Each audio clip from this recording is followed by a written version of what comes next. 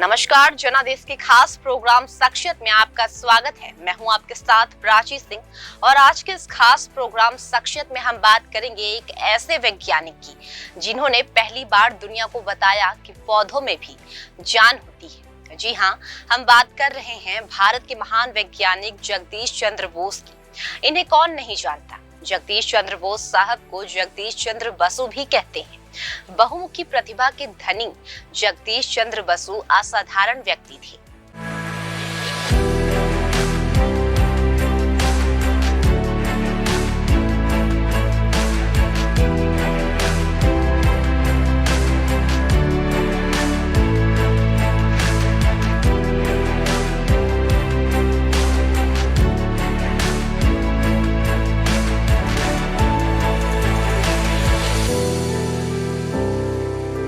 जगदीश चंद्र बोस ने दुनिया को पहली बार बताया कि पौधों में भी जान होती है, उन्हें भी दर्द का एहसास होता है।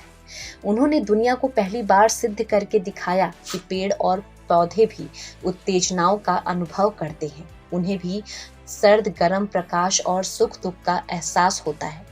पेड़ पौधे भी संगीत सुनकर झूमते हैं। उन्होंने दिखाया कि जहर का प्रभाव केवल प्राणी मात्र पर ही नहीं बल्कि पेड़ और पौधों पर भी होता है। उन्होंने पेड़ पौधों की संवेदनशीलता प्रदर्शन के लिए क्रास्कोग्राफ नामक एक यंत्र का आविष्कार किया। उनकी प्रतिभा को देखते हुए महान नोबेल पुरस्कार वैज्ञानिक सर नोवेल मोट ने कहा था, अपने समय से कम 60 साल आगे की सोच रखते थे। सर्वप्रथम उन्होंने रेडियो और माइक्रोवेव के बारे में दुनिया को अवगत कराया था। कुछ वैज्ञानिक रेडियो के वास्तविक आविष्कार मैक्रोनी को नहीं बल्कि सर जगदीश चंद्र बोस को मानते हैं। अद्भुत प्रतिभा के धनी बसु साहब वनस्पति विज्ञान, जीव विज्ञान, भौतिक और पुरातत्व विज्ञान में निपुण थे। मेघनाथ शाह तथा सत्येंद्र नाथ बोस जैसे महान वैज्ञानिक जगदीश चंद्र बोस के शिष्य थे। डॉक्टर जगदीश चंद्र बसु का जन्म 30 नवंबर 1858 ईस्वी में अखंड भारत के ढाका में हुआ था। कहते हैं कि जगदीश चंद्र बसु का जन्म वर्तमान बांग्लादेश की राजधानी ढाका से थोड़ी दूर मुंशीगंज जिले के विक्रमपुर गांव में हुआ था। उनका बचपन अपने ही गांव विक्रमपुर में बीता।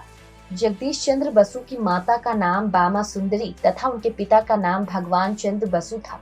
भगवान चंद्र बसु ब्रिटिश सरकार में एक सरकारी अधिकारी के रूप में मजिस्ट्रेट के पद पर थे।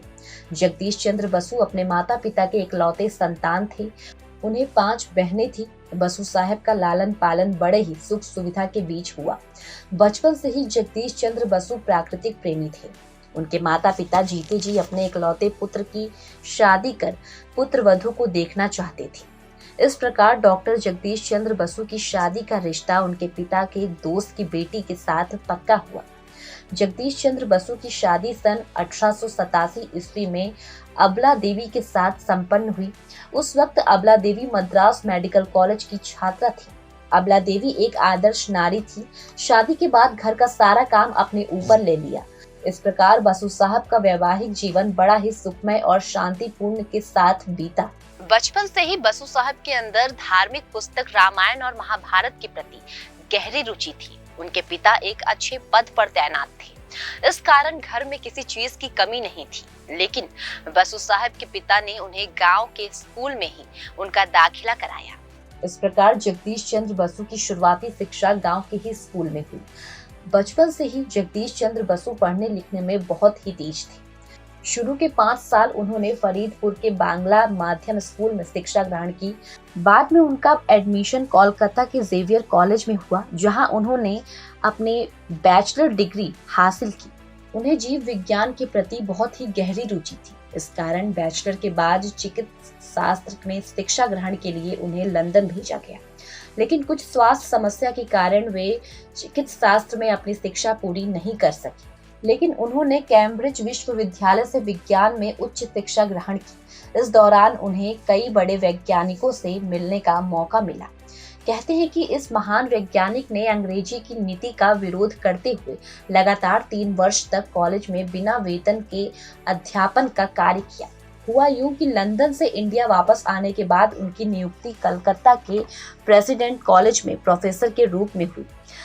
बसु साहब शायद पहले भारतीय थे जिनकी नियुक्ति उस समय सीधे प्रोफेसर के पद पर हुई थी, क्योंकि अंग्रेजों के शासन काल में किसी भी भारतीय का उच्च पद पर सीधे नियुक्ति नहीं होती थी। यहाँ तक कि सम्मान काम के लिए सम्मान वेतन भी भारतीय को नहीं मिलती थी। कोलकाता के प्रेसिडेंट कॉलेज के अध्यापन के दौरान उन्हें भी भेदभाव का सामना करना पड़ा। उनके वेतन अंग्रेज प्रोफेसर की तुलना में आधा था। इस बात का उन्होंने विरोध किया।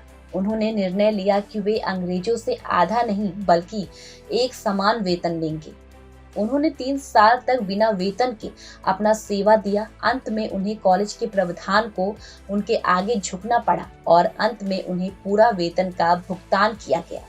कुछ विद्वानों के अनुसार सर जगदीश चंद्र बसु का उपलब्धि उनके समय के हिसाब से इतनी आगे थी कि उनका मूल्यांकन करना असंभव था।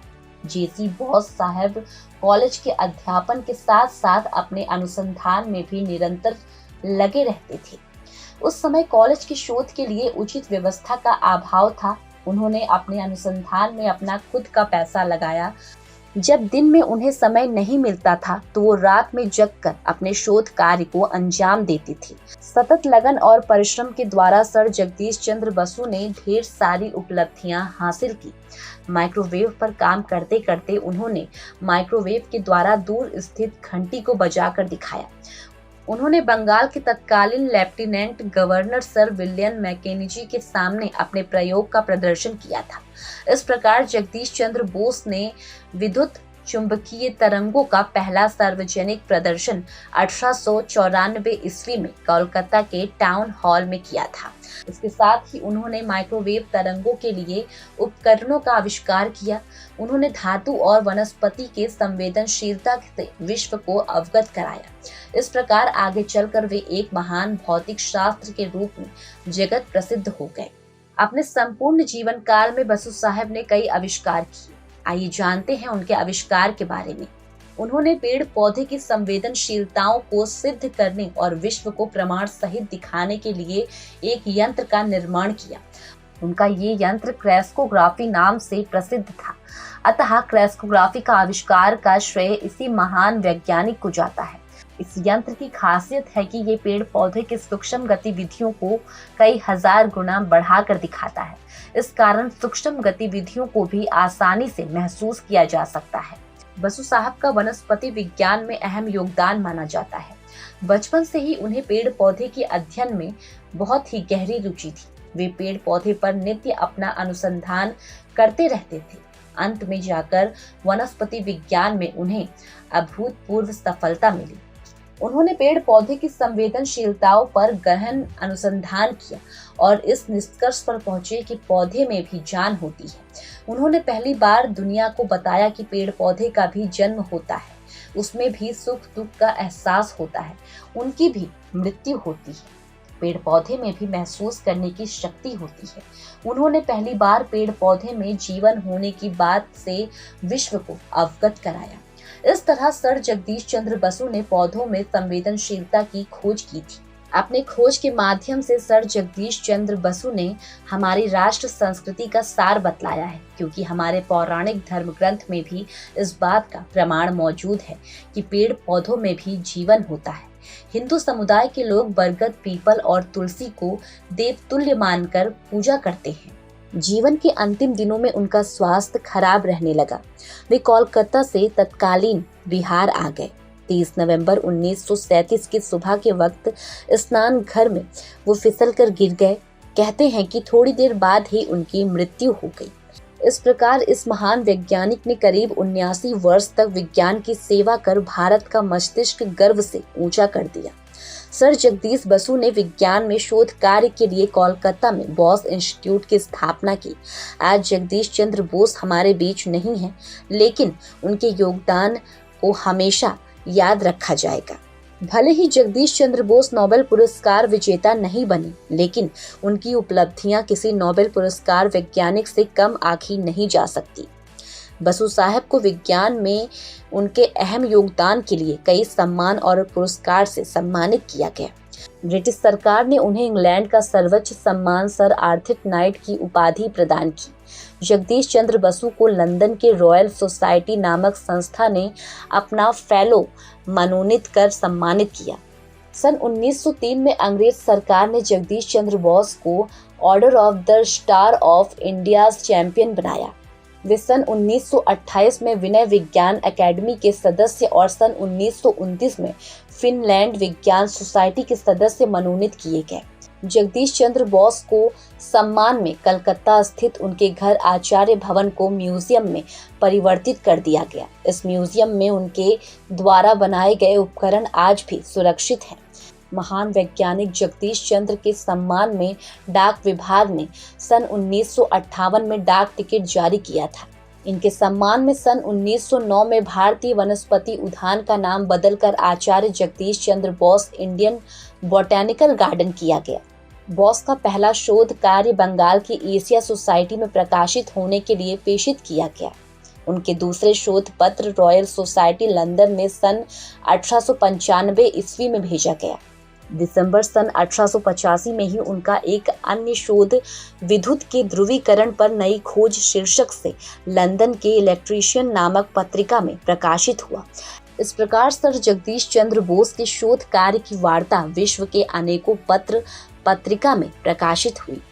तो आज के इस खास प्रोग्राम शख्सियत में हमने बात किया सर जगदीश चंद्र बोस जी की। उम्मीद है आप सबको भी ये पसंद आई होगी। कल फिर मिलेंगे यही समय पर एक और शख्सियत की कहानी लेकर। तब तक के लिए नमस्कार।